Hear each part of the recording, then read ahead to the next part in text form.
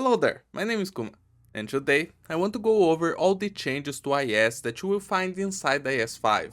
After this video, you will be ready to venture yourself through Sarka's land and have lots of fun in our favorite part of Arknights. Let's start with the new rune system. Foldartles from IS4 are no more, but we still have a rune system to give you buffs, node manipulation and more. The new runes are called thoughts, and the thoughts are divided into 3 types. The first type of thoughts are inspires. They give you battle buffs, such as increased max HP, attack, ASPD, you get it. Whenever you activate the inspire, you get that buff active until the next time you enter a battle from any source. If it's a normal combat node, an emergency, a battle that you found inside an encounter, a boss fight, they will work in all of them. And they will only work for a single fight. You can't buff a whole floor with ASPD anymore like you could in IS4. You need one inspire for each battle if you want buffs on every battle. And it's important to note, only one buff can be active at any time. You cannot stack multiple inspires. If you have one active and try to activate another, the buff is replaced. The second type of thoughts are lingerers. Their purpose is to be exchanged for relics in one of the new nodes IS5 introduced. I will explain how this works when we get there. But for now, just know that the more lingerers you can carry, the more relics you will have.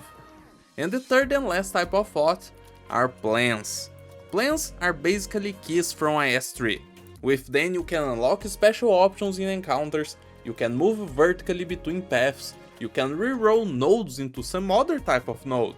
For example, if you see a basic encounter in front of you and you don't have a use for it, you can spend plans to reroll it, and it might become an emergency, or a safe house, or anything really. All thoughts, which I will be calling runes starting now, they are all dropped randomly from battles and encounters, the same way you found Foldartles randomly in IS4. But you get a lot more runes in IS5 than you did in IS4. You are guaranteed to drop at least one rune from each battle, and with the meta upgrades unlocked, you are guaranteed at least 2 if you get a perfect on a stage. You will have liberty to use inspires to buff all the difficult fights you might face, and you will get enough lingerers to the point where a run with 40 relics might become your baseline, as long as you understand what you are doing, of course.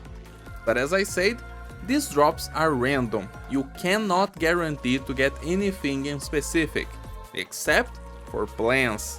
Plans which I will be calling keys from now on. Keys are guaranteed drops in most stages in IS5, at least before the Ending 4 update. Specific stages have guaranteed keys that always spawn in predetermined tiles. If you play enough IS5, you will eventually memorize where these keys are, and you will know before entering a stage if you have a chance to get 1 or more keys. There are stages that spawn with 5 keys even. To get a key from one of these guaranteed tiles, you will need to kill a new special enemy called the Spine of Epoch. These crystals do not move and cannot attack, but they have a necrosis field around them on top of having quite a high base HP and crazy defense. A big portion of learning how to play IS5 is learning how you can kill these crystals to drop the keys. Having an operator to start with who can get the keys is really important in IS5. And this is because keys do not drop randomly from stages. You can only get them from killing crystals and from specific encounters or the safe house. You will also be able to buy runes from shops, and even sell the runes you are carrying for a couple ingots. That might come in real handy. Of course, you won't be free to carry with you all the runes you found. There is a limit to how much you can carry. All runes have a weight value that you can easily see at the bottom of each of them. This weight has a base value that stays the same between runs. A key always has a base weight of 3, for example. There are relics and other facts that might change the value of your runes inside each individual run, and that is something you want to keep an eye out for, because at the bottom of your screen you will be able to see how much weight limit you have at any given time. If you are carrying runes below your weight limit, always good, no positives and no negatives. If you're carrying up to 50% over your weight limit, you'll start losing 1 point of HP per move you make. This is actually a good thing, because now you have a way to keep your king's items active at any given time, something you could not do before. You will also face a variant of each of the floor 5 bosses if you enter their stage while over capacity. There's no reason to fret though, because if you do not want to do this, if you do not want to face the variants of the bosses, you can simply discard all of your runes. You're free to do that at any time. If you're carrying anything more than this, if you're over 150% of your capacity, you will be unable to move. You will be forced to spend runes in any way until you are under the 150%. You can activate a buff, discard all of them, reroll a node, everything works. You can even spend keys to move vertically in this state, as long as spending those keys brings you down to an acceptable weight level. It's not hard to find yourself over the weight limit, so get used to throwing stuff away. But there are multiple ways to increase your weight limit. You'll get some limit increase from level ups each run, you can find relics that increase your weight limit, and you'll always have the option to place 3 operators as your backpack. These ops will increase your weight limit based on rarity and promotion level. The relevant values are as follow. 4 stars give plus 2 weight at E1 and plus 4 weight at E2. These will increase to plus 4 and plus 6 after you unlock your meta upgrades. 5 stars give plus 3 and plus 5, 6 stars give plus 4 and plus 6. And after meta upgrades, both 5 stars and 6 stars will give plus 5 at E1 and plus 7 at E2. Of course, we can't forget the IS5 welfare, Tin Man. He is very relevant for IS5. He will give you double the weight limit thanks to his home turf talent. You really want to play with Tin Man in IS5, especially if you wanted to participate in competitive gameplay for score at max difficulty. He is that important. But I won't cover the IS5 meta in this video. Let's talk instead about the changes to nodes and the new nodes added in IS5. Special nodes now have upgrades: the shop, safe house, and the new false to truth node, which I will be referring to as the crafting node. You will understand why shortly.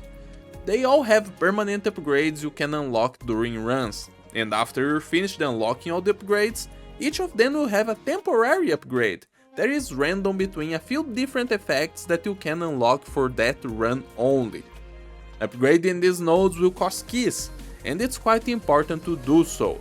They unlock things like the shop refresh, which is still free just like in IS4, cheaper prices for taking more money out of the donation machine, which now has a limited amount of ingots you can take per shop. You can only take up to 20 ingots out each time. Additional options for the safe house are also unlocked like this, including the plus squad size option, which I'm sure you know is very relevant, and even increased chance for critical success when crafting relics at the crafting node. So make sure to spend whatever keys you find in your first few runs to upgrade these nodes. The 2 new nodes added in IS5 were the Face Off and the False to Truth nodes. Let's begin with False to Truth, the crafting node, because this one is still very relevant for the runes topic we just talked about. In the crafting node, you can spend 2 runes to get something else.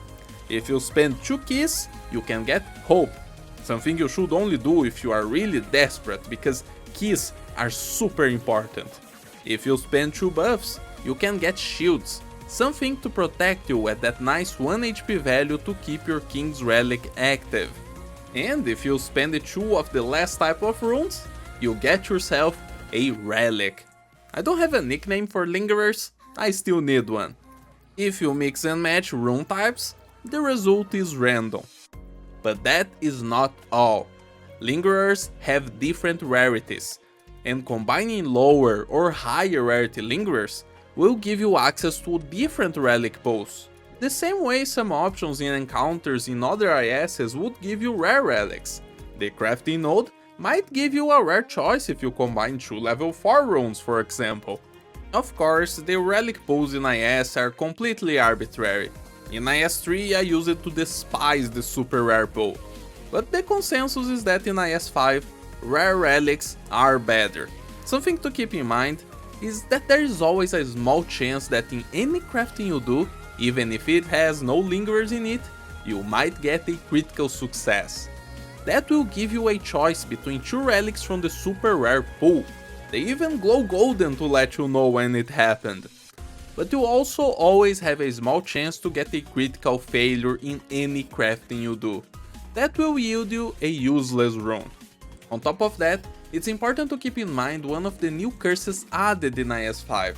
I will explain how they work later, but for now, remember that one specific curse will make it a possibility for the crafting node to break after each craft, leaving you with no choice but to leave very sad and search for the next crafting node to spend all your runes. They have guaranteed spawns at the end of every floor after floor 1. Something else I want you to know is that certain buff runes can be upgraded in the crafting node. It's not all of them, but some have 3 levels of buffs. If you combine 2 level 1s, you get a level 2, which has a stronger effect of the same buff. You can always randomly drop these buffs at level 2 or 3, but keep in mind that you can combine them to get higher levels here in the crafting node. Now for the face-off node. Here you will have a legendary duel. Depending on where you are, you might find a 1v1 duel or a 2v2 duel. You can choose your opponents by deploying operators besides them, and you'll always have a single refresh if you don't like your chances and want to try something else. After deploying your duelist, you will be brought to a map on the side, where your duelist will have a limited amount of time to kill their opponent. If you leak, you won't be rewarded. If you take too long on a stalemate, you will get rewards, but no relics. The rewards you get depend on which section you deployed your duelist. The left side, enemies only count as a combat. The middle, enemy counts as an emergency, so you will get a relic from winning against them.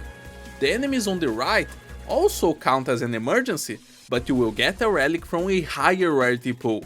And if you ever find the Luck Lord and friends in a dual node, they will drop their usual relic on top of the normal rewards. Keep an eye out for them. And you should really pay attention to this one because the Duck Lord got a new guy in his mafia. Now, on top of the Duck Lord himself, Gopnik and the Crying Dog, we can find a rat. This is the same rat you used to love back in IS2, because he would take all your spare hope at the end of a run and give you all sorts of goodies. Well, his encounter is back, together with a random chance for him to spawn at the end of any normal stage, and he will work the same as any of the others in the Mafia. If you kill him, he drops a relic. Mechanically he works the same as one of the turtles from the Monster Hunter stages. He takes reduced damage from the side he's facing, and he always faces the side of the map with the highest number of operators. He cannot be blocked though, different from the turtle. In his encounter at the gambling node, he can get angry at you if you keep giving him hope, and that will start a special fight full of money chests and the rat himself. And speaking of chests, mimics in IS5 are also different. Mimics are back to not taking HP when they leak, but now they take 5 ingots from you instead. If you kill the mimic, they will give you some nice money. Mimics in IS5 sometimes can hover, and sometimes they can't. Hovering mimics can be brought down with a stun and will become their grounded counterpart, which can be blocked. You will find a lot of mimics when you fight Cannot in his IS5 stage, but I will leave that one for you to experience fully on your own. Speaking of Cannot, the shop still has the unlock system based on donations. The important milestones are 100 ingots to unlock the steel option in the shop, and 325 to unlock Cannot's mark. If you hate the donation system, which I can bet you do, I can tell you that things will get a little bit more bearable after the first IS5 update. It will get easier to donate to Cannot, but I won't explain it in details today. Instead, let me talk about a node that got some massive changes. The Bosque passages. Bosques now are more common, but you have to deal with a new downside. Every time you go into a bosque, you gain a cursed relic. These cursed relics can have all kinds of negative effects, which I will let you discover, but the interesting part is that these relics are only active inside bosque passages. That means every time you go into a bosque, it gets harder to fight in there. But if you can survive, you come out of the bosque with no downsides and all the goodies you found in there. Of course, that's not the only curse you will have to deal with. The curse system was changed again in IS5. Let me tell you how it works. IS5's curse system is still random, but it is different. The curse system here is called epoch, and the effects of each epoch scale with difficulty. You will randomly get epochs active as you progress through a run, but there is even a good curse that you want to see, and one that doesn't do anything. There is also a mechanic that allows you to increase the duration of the epochs. I'll have a list of all the epochs on screen for you to check.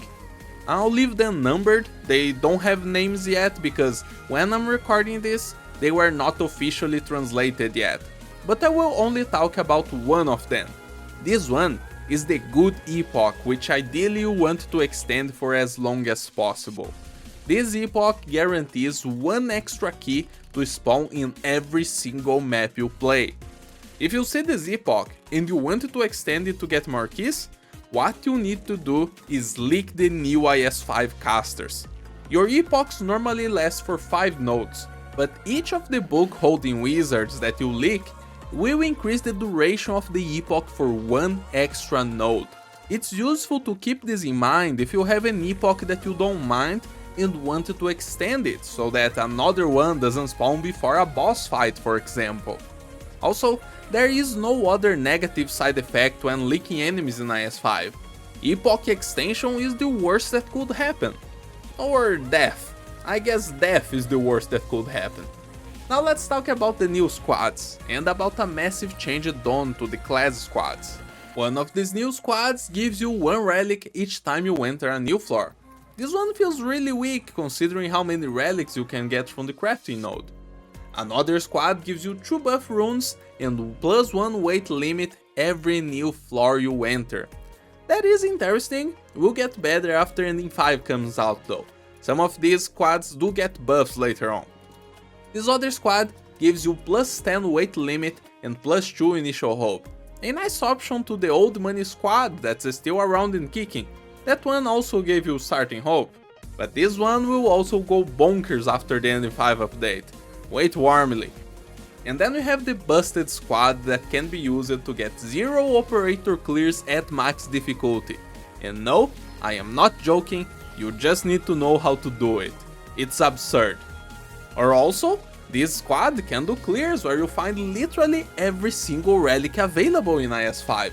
You can breakfast IS5.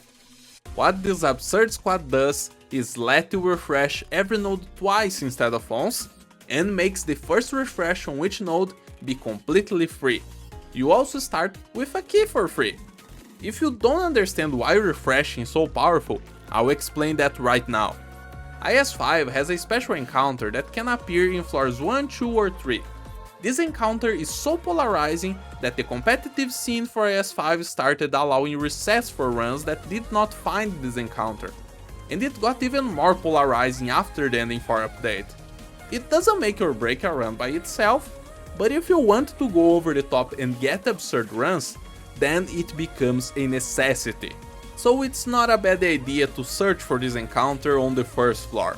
And when you see it, you will get the option to choose between an encounter run and an emergency run. Each of these 2 relics will make it way more likely that a reroll will turn a node into an encounter or an emergency, depending on which of the relics you chose. On top of that, the encounter relic will make emergencies to be impossible to be rerolled into, will give you 3 hope, and will make special options appear in most encounters, giving you special rewards. And the emergency relic will give a 20% attack multiplier to both your operators and the enemies, and many encounters will now give you the option to turn them into a special combat. This combined with the power of the crafting node will bust IS5 open, trust me on this one. By the way, important to note, you can change between the encounter relic and the emergency relic at a trade node at any time if you find one. If you see a lost and found and want to have peace after fighting 30 emergencies in a row, you can just get in there and exchange. But about the class squads now. This change I'm sure you will love, because the class squads were already beloved by most IS players, although the nerfs they got in IS3 and IS4 made them a bit painful to play with. In IS5, the first voucher you get from a class in your squad pick will have every single operator of that class be promoted, same as it was in IS2.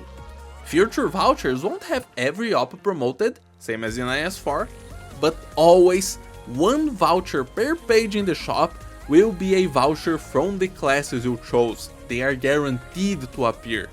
That means, with the shop refresh, you get the 2 out of 4 vouchers in every single shop to be from the classes of your squad. Really great for going bonkers on a specific class. Caster specs are really winning. But you know who else is winning? 4 stars.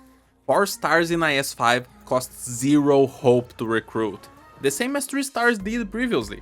And even in higher difficulties, they will only cost 1 hope to promote. 5 stars were also made cheaper to recruit, and 6 stars were left untouched. I hope you raised your 4 stars, otherwise you will be missing on a lot of fun. 3 stars are dead, and we have killed them.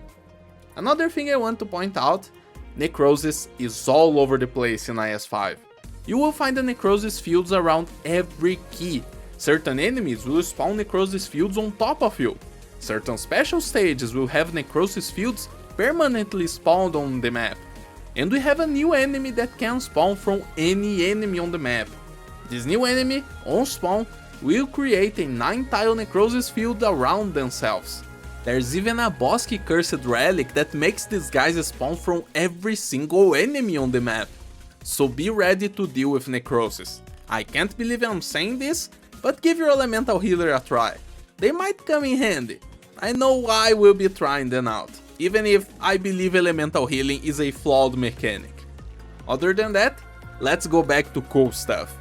Hand relics now have synergies. Well, this is a baby version of a relic synergy system, but we gotta take what we get. Hands now synergize with certain class books.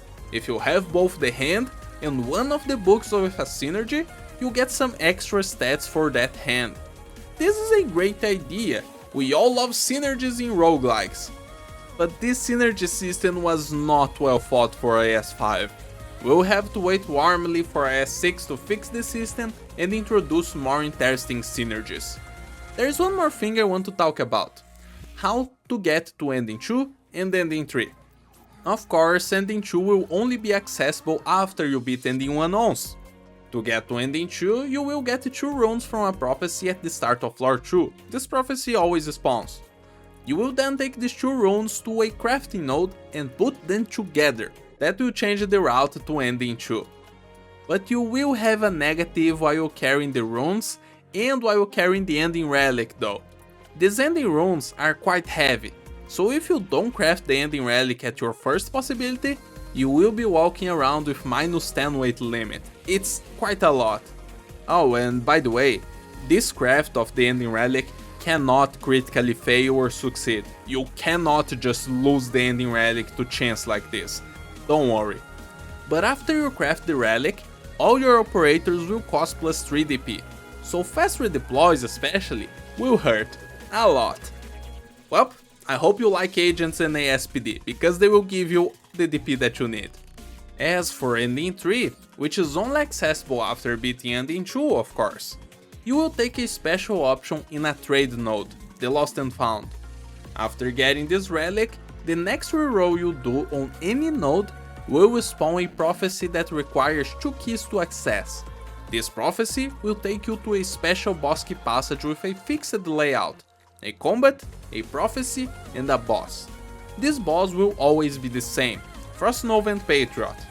But the important part is not this boss, it's the prophecy inside the Bosky. This prophecy will give you the option to get the Ending relic, which will make Floor 6 accessible, and will increase the weight of every single rune you have by 1. That hurts a lot. But with that, I'll leave you to your own skill. From the bottom of my heart, I hope you play and enjoy a lot of IS5, because I know I will. IS5 brings a lot of freedom that we never had in the previous iterations of IS. A lot more of the run is in your hands. Your skill expression is much more noticeable now. And of course, it's a whole new world for us to explore. If you have any questions, ask away in the comments, I will do my best to answer. Feel free to tell me your thoughts about IS5, and remember to like the video if this helped you.